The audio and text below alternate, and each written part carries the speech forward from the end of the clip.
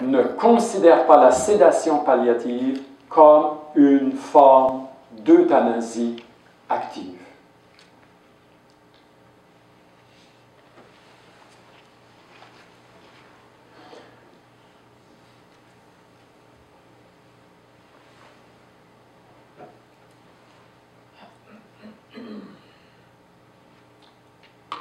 À l'heure d'une médecine de pointe dominée par la toute-puissance technique, si nous reconnaissons que la personne malade occupe et doit occuper la place centrale, nous entrons dans le mystère absolu de l'autre.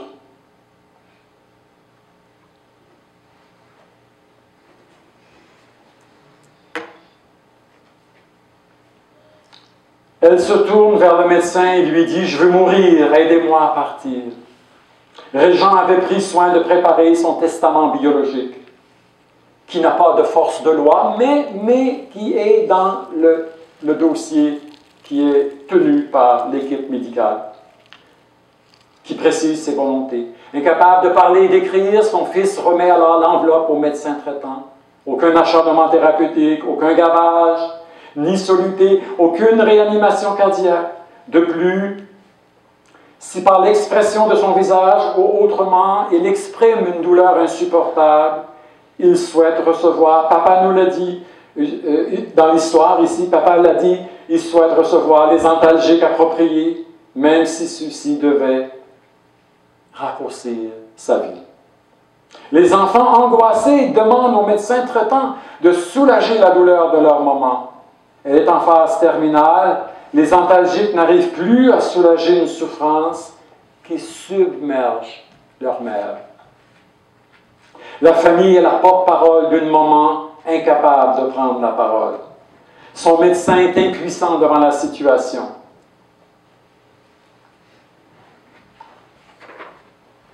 Des contextes, des mises en situation que j'amène pour nourrir notre réflexion.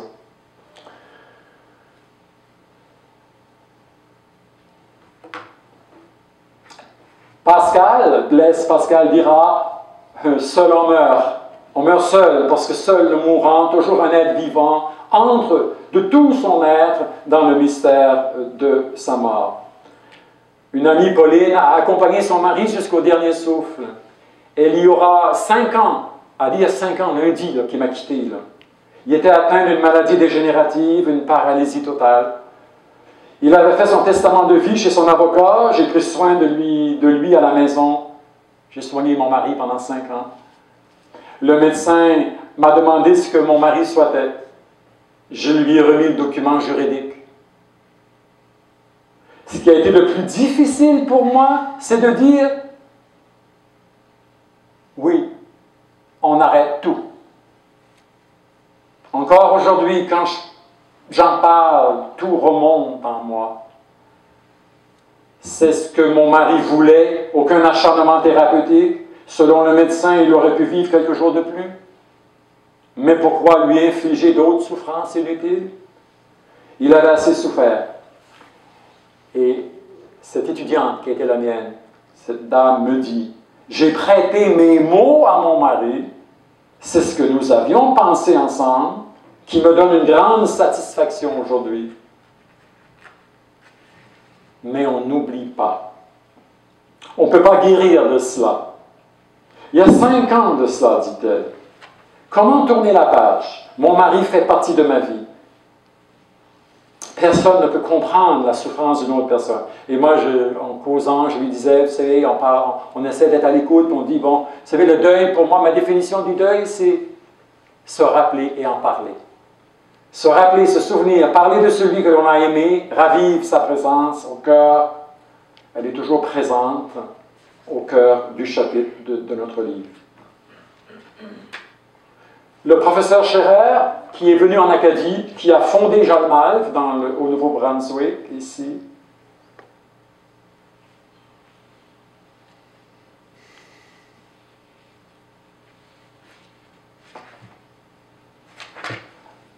Vous voulez savoir ce qu'il dit? La société contemporaine jette souvent sur la personne en fin de vie, malade ou atteint par le grand âge, un regard qui dévalorise. qui isole, qui aggrave sa souffrance, qui fait naître un sentiment d'indignité. C'est un oncologue, un prof universitaire qui a créé un mouvement européen jusqu'à la mort, accompagner la vie. Maintenant, je vais terminer en parlant de solidarité, les nouvelles solidarités. Les nouvelles solidarités possibles.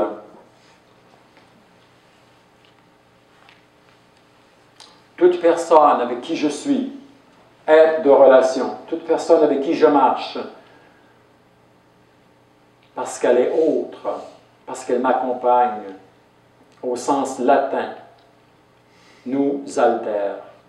Le fait de subir, de vivre la présence de l'autre, non pas la subir, mais la vivre, il y a peut-être des gens qui subissent, mais d'autres qui vivent une présence, entraîne une transformation de nous-mêmes.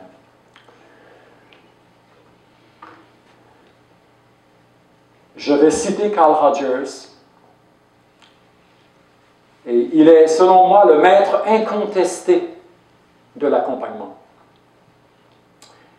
Il ajoute, si je peux écouter les choses qu'il me dit,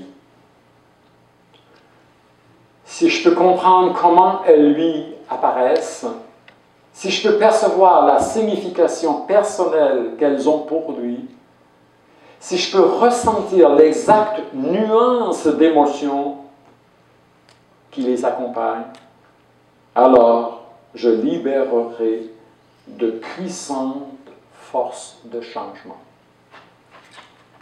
Oui, je suis pour les soins palliatifs.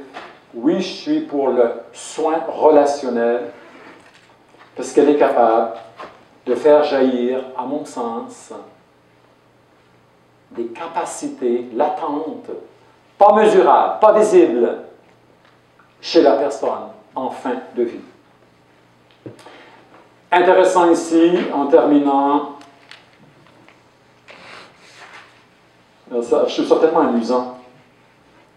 Une famille de mon village accompagne la maman âgée de 91 ans. Celle-ci, elle ne veut rien savoir du diagnostic, ni du pronostic de la maladie. Elle va voir le médecin, elle fait attention de ne pas mettre ses prothèses auditives. Elle ne comprenait rien. Elle avait compris qu'elle allait guérir. Je ne suis pas malade, je vais guérir. Hospitalisée depuis 2 semaines, la veillant jour et nuit, ses enfants ne savent pas comment traiter sa demande.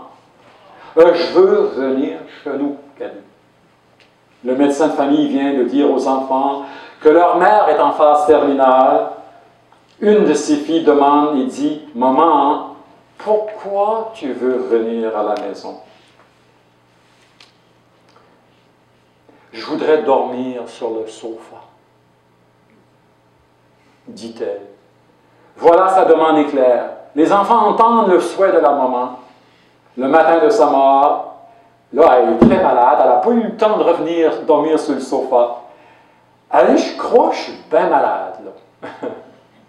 Il y a une intelligence intuitive, profonde, stratégique, accommodante, qui a inspiré. Là, je suis bien malade le matin. Les enfants n'avaient rien besoin de dire. Elle meurt quelques heures plus tard, cette maman ne voulait pas savoir.